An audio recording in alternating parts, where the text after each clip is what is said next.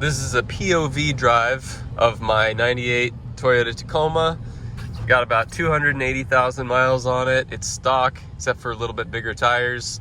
You can see the paint's kind of fading in places. That's pretty typical for a rig this old. The bones of this truck are really good. It doesn't have any rust, or any bad rust at least. It might have some surface rust along the frame. I've owned the truck about 8 years. I'm in the Pacific Northwest. I'm in Oregon. I bought it in Oregon. I think it's lived in Colorado. It has like a Durango, Colorado sticker on the tailgate.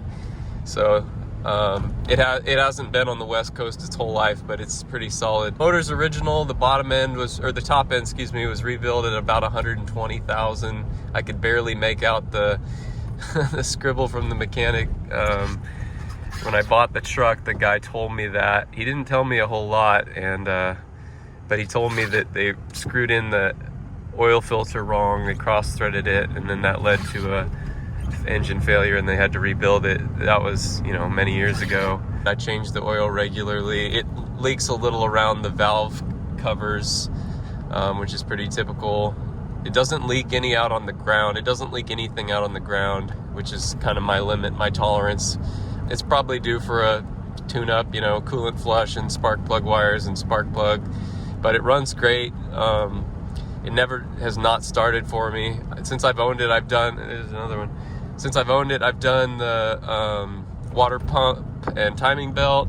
I've done suspension. I've done brakes. I've done tires. It's on the second set of tires that I've purchased. I've done the lower ball joints. The upper ball joints were fine. I inspected them.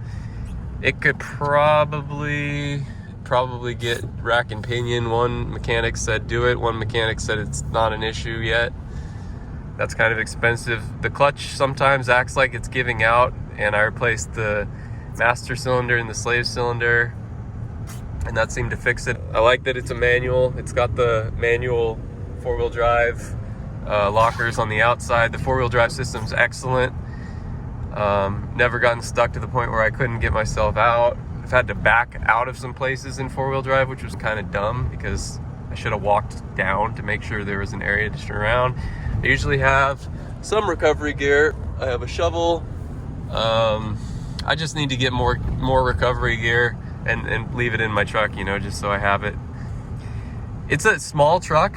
Like, I can reach across, and I'm pretty tall, which is funny because I usually don't fit in small vehicles, and you do sit kind of with your legs forward, but I'm comfortable in this for being 6'1".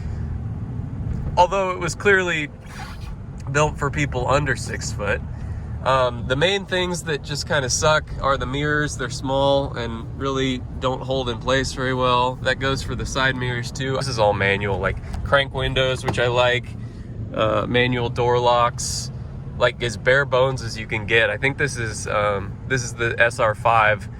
It's a simple truck, and I like it a lot, and I've played with the idea of selling it before, and I really don't want to. What I really want to do is get a camper to put on the back and live in it out of the summer. But it's like prices on used vehicles today is crazy, so it's really hard to like find a deal. But if I can save up enough money, I'll find a camper for it, and I'll throw it on the back. Right now it's just got a canopy.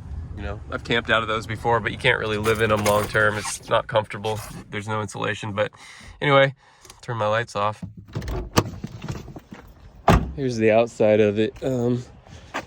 Manual lockers, all-terrain tires.